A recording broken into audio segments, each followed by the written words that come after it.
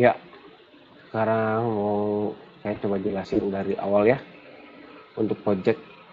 Jadi pertama-tama kita ada kita harus jelaskan upah-upah semua yang mungkin nanti kita nggak pakai karena kita akan mencoba mengakali supaya eh, untuk quantity cost-nya atau cost-nya itu upah pekerjanya atau upah kontraktor atau upah biaya-biaya misalnya biaya bantu seperti ongkos angkut untuk ongkos kirim barang atau semua pokoknya semua ongkos itu tidak over budget.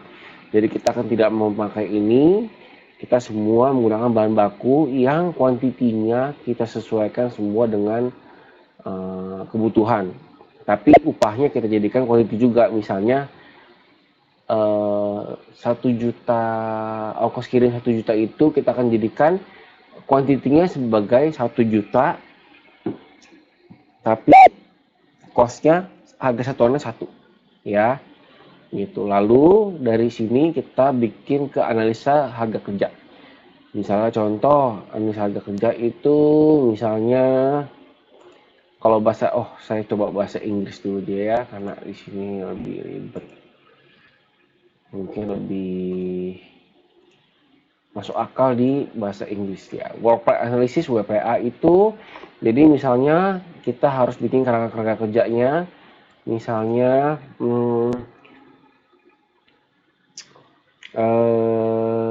mungkin penutupan. Nah, coba kita lihat aja di sini ya, yang udah jadi ya, yang udah dibikin kategori doang. Ini ya. Nah, seperti ini, galian tanah keras, galian tanah lunak, isian dalamnya itu butuh benang dan butuh kos. Nah, kita nggak pakai kosnya ini, kita nanti semua jadikan quantity semua. Ya, itu kan baru satu nih. Nah, ini kan akan jadi banyak semua, detail-detailnya semua, jadi semua spek dari yang speknya murah sampai spek mahal kita buatkan semua.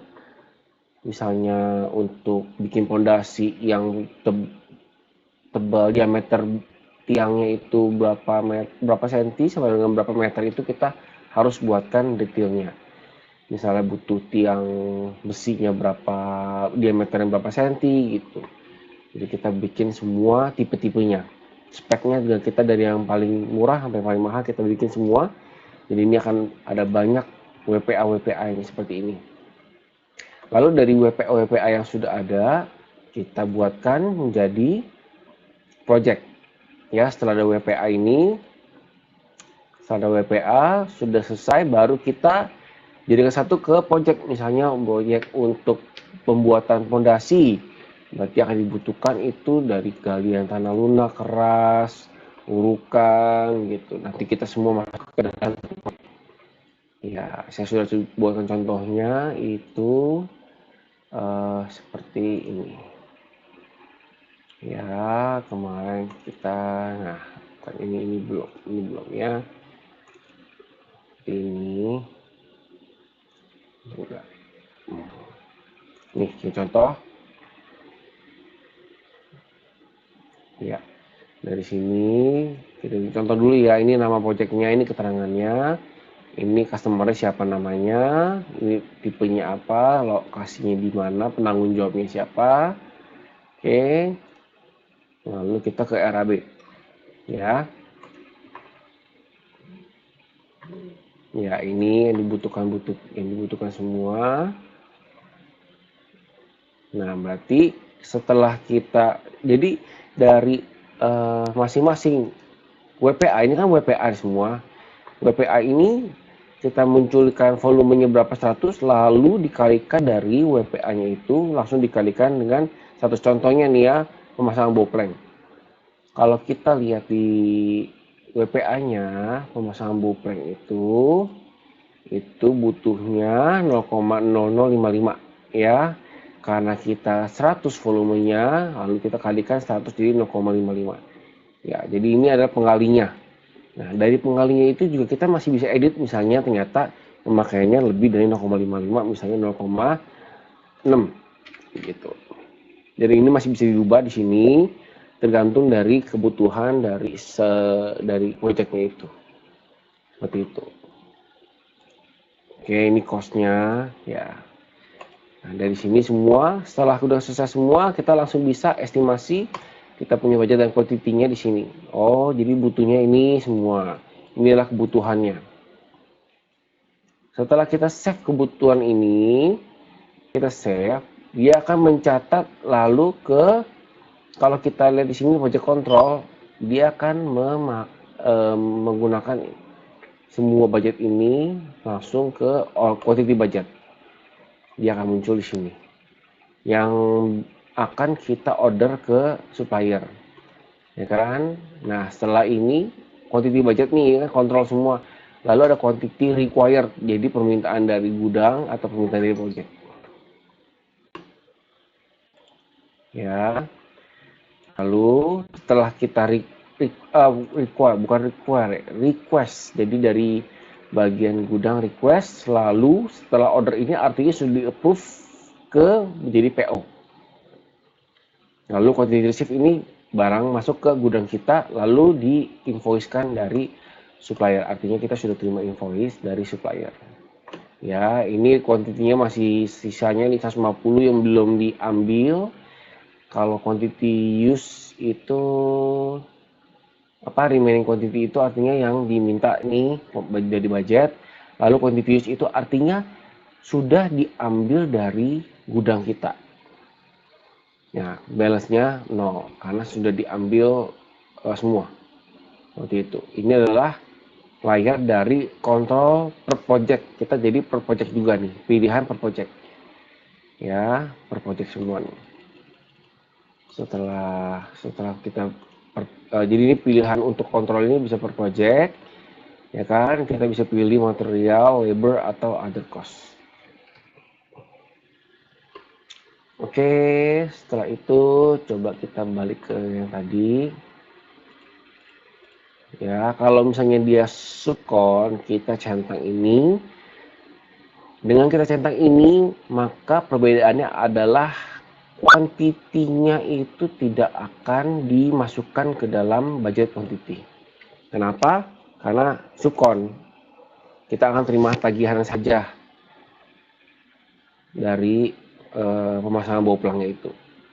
Jadi dari sini kita sederhanakan, langsung kita penagihan ke customer sesuai dengan nilai ini. Lalu kita ditagih dari supplier. Selisihnya itu adalah profit kita. Ya, gitu sih bedanya antara subkon centang dengan tidak. Lalu setelah itu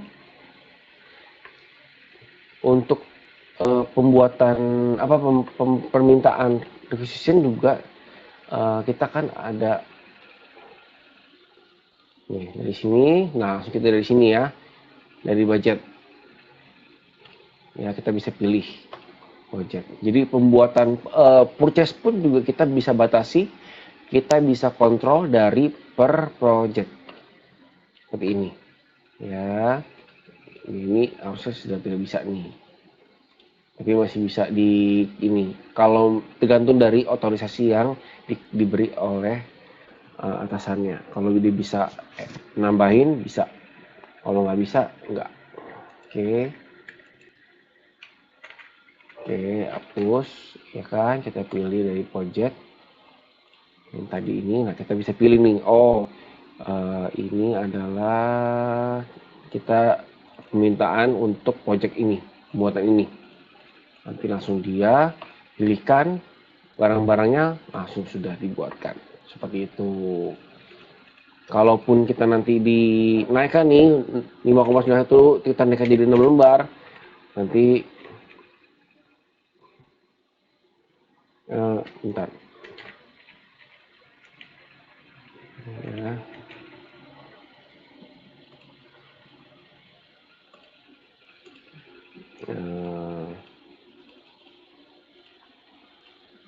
Misalnya ini ya, jadi 5.000 piece misalnya ya, harusnya nanti dia akan ada warningnya ya, muncul warningnya nanti. Itu. Nanti ada warningnya. Kalau misalnya dia tidak dikasih otorisasi untuk over quantity, dia tidak akan dikasih. Pengaturannya adalah di sini.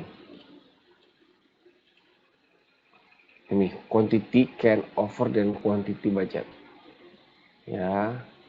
Oke. Oke. Selanjutnya adalah nah, tadi jadi kalau misalnya untuk cost kita bisa kontrol ya. Kita kontrolnya di project control ini. Nanti cost akan muncul seperti quantity, jadi kita bisa kontrol seperti ini. Kan kalau cost kan dia nggak muncul nih, ya kan? Ya, dia bisa muncul, tapi dia pada waktu kita keluar uang itu tidak ada warningnya, tidak ada otorisasi yang bisa menahan dia supaya dia nggak save, gitu. Bedanya di situ antara quantity dengan cost. Gitu. Makanya kita akan bikin semua jadi dengan quantity supaya kita bisa kontrol. Oke,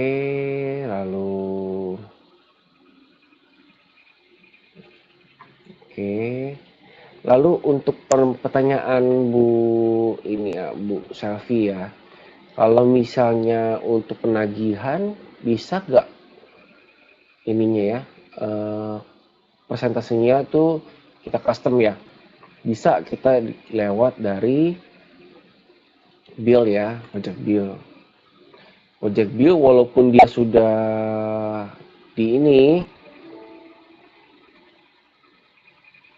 save dulu ya yang pertama ya, yang kedua kan walaupun kita sudah langsung muncul otomatis 20% nih, 50%, jadi penyelesaian 20% kita bagi 50%, di sini pun misalnya kita jadi 335, kita bisa edit gitu. Jadi masih bisa custom ya. Gitu. Jadi terminnya pun sudah diatur karena di projectnya kita sudah kasih terminnya di sini. Ya, 1, 2, 3, 4, 5. Ya, jadi DP 20%, penyelesaian 20%, penagihan 50%, penyelesaian 40%, tagih lagi 20%, 60, ya seperti selanjutnya. Oke. Lalu setelah tadi kita udah menjadi project, lalu pengeluaran bahan baku untuk kita lempar ke project. Lalu survei itu menandakan bahwa dia sudah berapa persen, itu dilakukan oleh manajer project sini.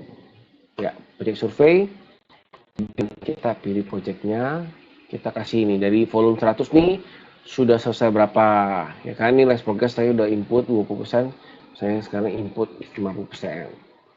Ya sudah volume 50, berarti artinya sudah 50%. Seperti itu.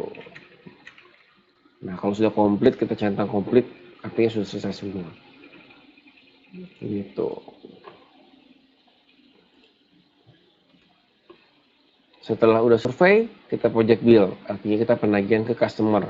Lalu setelah selesai semua, kita melakukan project ending, artinya kita tutup project itu sudah selesai. Seperti itu. Reportnya juga banyak ya, kita bisa buka di index to reportnya ini. Ya, reportnya juga kita bisa lihat di project report ini. Banyak kita bisa pengeluaran bahan bakunya, kita bisa juga dari profit and loss, artinya bahan yang itu kita keluarkan dengan profit, pendapatan kita jadi berapa profitnya, kita bisa di situ ya. Oke, kemarin pertanyaannya cuma itu ya. Oh ya, RAB yang ada 2 ya Pak, seperti itu ya. RAB-nya ada 2 yang berkoneksi ya. Kalau RAB itu artinya kan kita di WPA ya. Nah, kalau mau seperti ini Pak, jadi kita ada dua macam WPA, galian lunak internal dan galian lunak yang untuk kita jual. Seperti itu. Nanti untuk otorisasinya eh, agak susah sih ya kalau untuk otorisasi, karena begitu dia bisa lihat WPA, ya kan bisa lihat semua WPA ini. Gitu. Untuk terkoneksi antara yang 2 dengan 3 itu tidak bisa juga. Karena misalnya ini internal, yang modal kita yang ini untuk kita jual, kita tidak bisa terkoneksi langsung. Misalnya kita naikkan dari yang internal kita, langsung menaikkan persentase langsung ke bagian internal, bagian untuk yang dijual juga tidak bisa langsung otomatis. Tetap kita harus manual, kita ubah sendiri. Seperti itu. Ya, jadi semoga bisa menjawab pertanyaannya. Ya, semoga bisa menjawab pertanyaannya. Kalau ada pertanyaan boleh hubungi saya lagi. Ya, oke, terima kasih.